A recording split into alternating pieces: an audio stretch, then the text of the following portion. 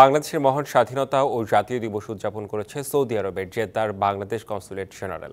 অনুষ্ঠানের প্রধান অতিথি ও বিভিন্ন দেশের রাষ্ট্রদূত এ কূটনীতিকদের নিয়ে কেক কেটে উদ্বোধন করেন কনসাল জেনারেল মোহাম্মদ নাজমুল হক।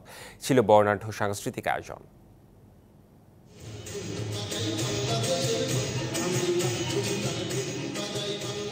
মঞ্চে বাংলাদেশের ঢোলগানের সঙ্গে সমবেত নৃত্যের সঙ্গে সঙ্গে গোটা মিলনায়তনে উপস্থিত অতিথিদের মধ্যে দুলে ওঠে অন্যরকম এক অনুরণন।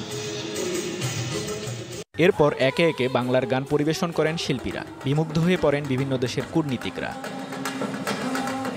এর আগে সৌদি আরবের পররাষ্ট্র মন্ত্রণালয়ের কর্মকর্তা সহ বিভিন্ন দেশের আমন্ত্রিত রাষ্ট্রদূত ও কূটনীতিকরা অনুষ্ঠানস্থলে এলে তাদের স্বাগত জানান কনসাল জেনারেল সহ ঊর্ধ্বতন কর্মকর্তারা। ওয়ালটন ফ্রিজ কিনে অনেকের মতো আপনিও হয়ে যেতে পারেন মিলেনিয়াল।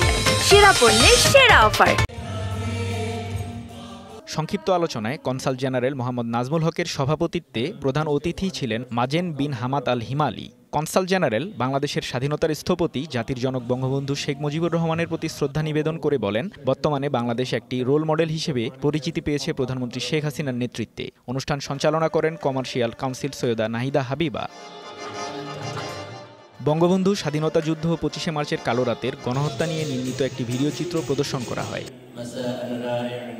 DBC news desk.